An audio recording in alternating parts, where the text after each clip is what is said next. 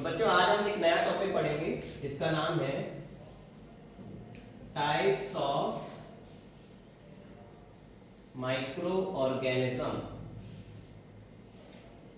देखो कल हमने माइक्रो ऑर्गेनिज्म पढ़ा था कि माइक्रो ऑर्गेनिज्म बहुत ही छोटे से ऑर्गेनिज्म होते हैं जिसको हम नेकेड आई से नहीं देख सकते। किससे देख सकते हैं? सिर्फ और सिर्फ माइक्रोस्कोप से। लेकिन माइक्रो ऑर्गेनिज्म में भी बहुत सारी वैरायटीज होती है, ठीक है। जैसे कि जो माइक्रो ऑर्गेनिज्म होता है वो दो कैटेगरी में टूट जाता है। Number 1 prokaryotes, number 2 eukaryotes. ठीक, नंबर 1 प्रोकैरियोट्स, नंबर 2 यूकैरियोट्स। जो प्रोकैरियोट्स होते हैं उनमें ट्रू न्यूक्लियस नहीं पाया जाता, मतलब इनमें फॉल्स न्यूक्लियस पाया जाता है। देखो आपको पता है जितने भी लिविंग ऑर्गेनिज्म होते हैं सबकी सब सेल के बने होते हैं और सेल के अंदर क्या होता है? न्यूक्लियस।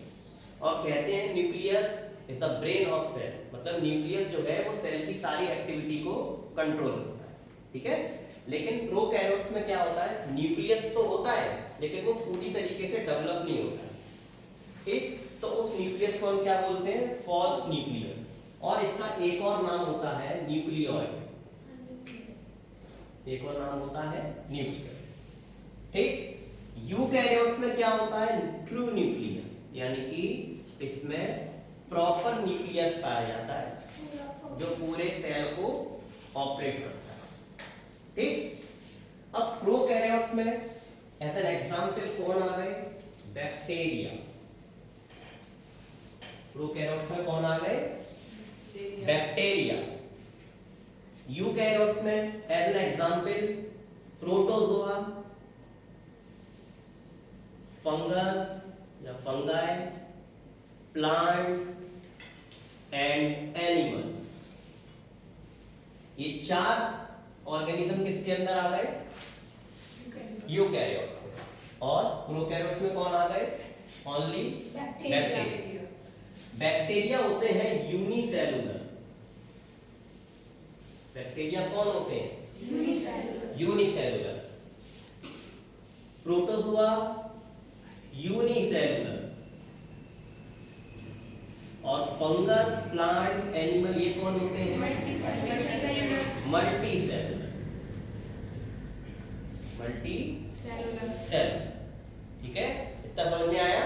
इसको नोट करो।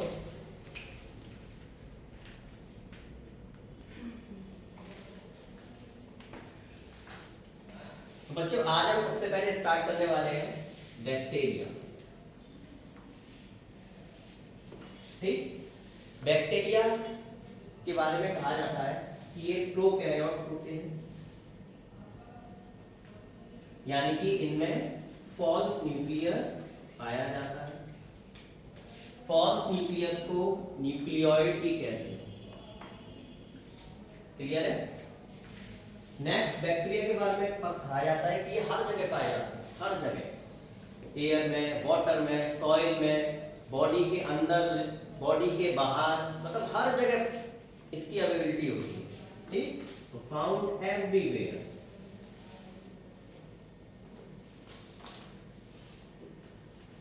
बैक्टीरिया के बारे में कहा जाता है कि ये डिफरेंट डिफरेंट शेप के होते हैं, डिफरेंट डिफरेंट शेप के होते हैं, ठीक। तो शेप में अगर हम बात की जाए तो रॉड शेप, ठीक। दूसरा स्फेरिकल शेप, तीसरा स्पाइरल शेप, ठीक। तो डिफरेंट डिफरेंट शेप के ये प्रेजेंट होते हैं। बैक्टीरिया की खासियत ये होती है कि बैक्टीरिया यूजफुल भी होते हैं और बैक्टीरिया हार्मफुल भी होते हैं, ठीक। यूजफुल की बात की जाए तो आपको पता है जो दही जमता है या चीज बनता है वो यूजफुल बैक्टीरिया की वजह से बनता है। बैक्टीरिया का नाम है लैक्टोबैसिलस, ठीक। तो यूजफुल बैक्टीरिया में आ गया लैक्टोबैसिलस। और दूसरा राइजोबियम, जो क्या करता है?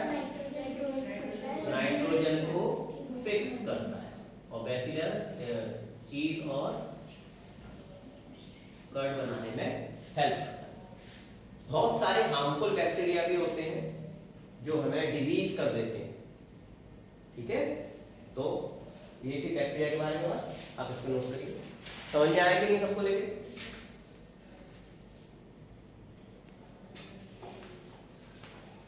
बच्चों आज हम स्टार्ट करने वाले हैं एक नया टॉपिक जिसका नाम है टाइप्स ऑफ माइक्रो ऑर्गेनिज्म में वायरस। ठीक, तो जैसे कि बैक्टीरिया एक माइक्रो ऑर्गेनिज्म होता है, ऐसे ही वायरस भी एक माइक्रो ऑर्गेनिज्म होता है। देखो वायरस के बारे में कहा जाता है कि इंटरमीडिएट होता है, intermediate between living and non living. देखो ऐसा इसलिए बोला जाता है क्योंकि वायरस के अंदर सेल नहीं होता। लिविंग ऑर्गेनिज्म किसको बोलते हैं? जिसमें सेल प्रेजेंट होता है, ठीक। लेकिन वायरस में सेल ही नहीं होता, तो वो क्या है? Non living. वायरस के अंदर सेल नहीं होता तो वो क्या है? Non living. लेकिन वायरस क्या करता है? होस्ट की बॉडी में जाके, होस्ट कौन? जैसे कोई दूसरा लिविंग ऑर्गेनिज्म है, उसकी बॉडी में इंसर्ट हो जाएगा, उसकी बॉडी में एंटर कर जाएगा और उसके सेल को इस्तेमाल करके अपने आप को रिप्रोड्यूस करेगा। उसके सेल को इस्तेमाल करके अपने आप को रिप्रोड्यूस करेगा, इसलिए उसको क्या बोलते हैं? लिविंग। ठीक, तो इसलिए वायरस क्या है? Intermediate between living and non living. ठीक, वायरस बहुत ही छोटे होते हैं, बहुत स्मॉल साइज की होती है, स्मॉल देन बैक्टीरिया, बैक्टीरिया से भी बहुत छोटे। ठीक, they lack cell। वायरस के बारे में कहा जाता है कि वायरस बहुत सारी डिजीज करता है, वायरस हमेशा नुकसान ही नुकसान करेगा। ठीक, जैसे कि फॉर एग्जांपल चिकन पॉक्स किससे होता है? वायरस से। स्मॉल पॉक्स वायरस से। HIV क्या है? एक तरह का वायरस जो क्या करता है? एड्स करता है, नहीं करता? और क्या वायरस से और कौन सी डिजीज हो सकती हैं? वायरस से और कौन सी डिजीज हो सकती है? कोरोना वायरस जो आजकल बहुत पॉपुलर है और चल भी रहा है। ठीक है, मीजल्स है, इन्फ्लुएंजा है, और आपका जो कॉमन कोल्ड है, जो सर्दी जुकाम होता है, वो भी किससे होता है? वायरस। ठीक, नहीं ठीक, तो समझ में आया? नोट करो इसको।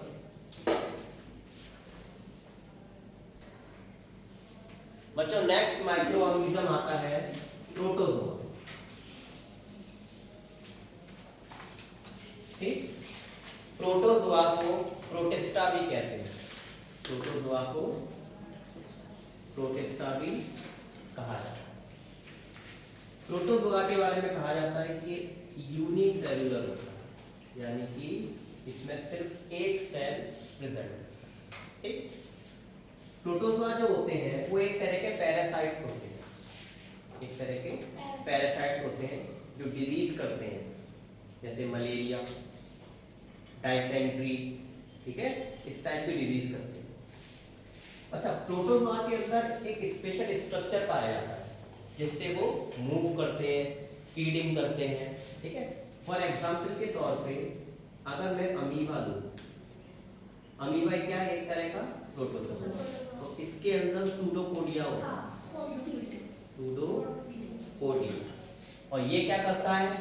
फीडिंग में हेल्प करेगा और मूवमेंट में हेल्प करेगा।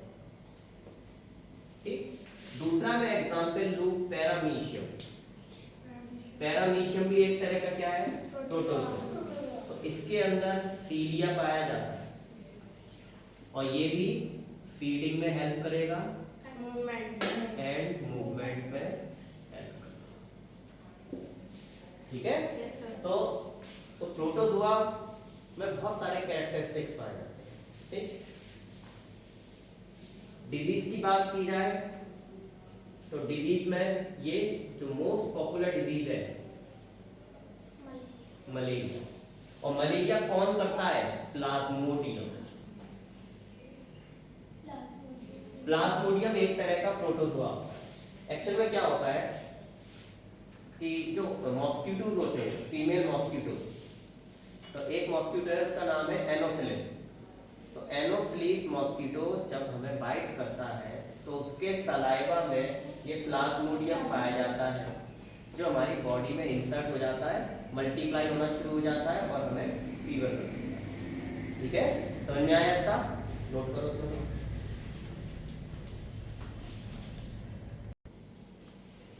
बच्चों नेक्स्ट माइक्रो ऑर्गेनिज्म होता है, आता है इसमें एल्गी।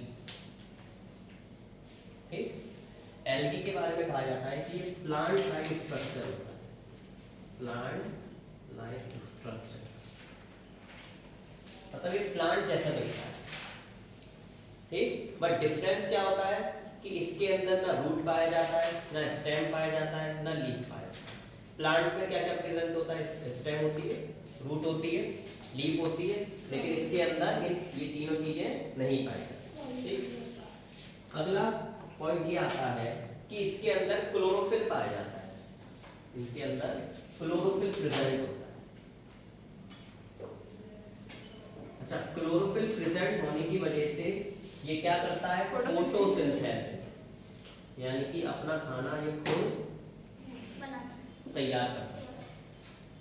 ठीक, एल्गी के बारे में ये भी कहा जाता है कि ये दोनों कैटेगरी के पाए जाते हैं, यानी कि ये यूनिसेलुलर भी होते हैं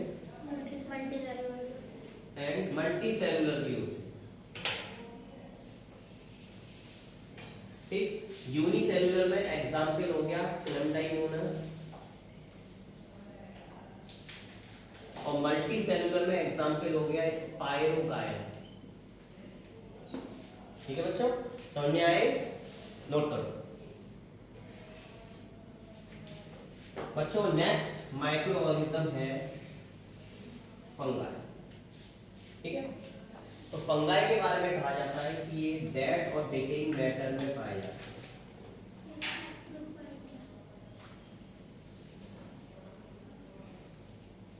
ठीक, यानी कि सड़ी गली चीजों में ये अपने आप को डेवलप करते हैं, वहां से अपना खाना खाते हैं। दूसरा ये पॉइंट कहा गया है फंगस के बारे में कि ये हेट्रोट्रॉफिक है, यानी कि ये अपना खाना खुद नहीं बना सकते, ये दूसरों पे डिपेंड होते हैं। ठीक, फंगस के बारे में कहा जाता है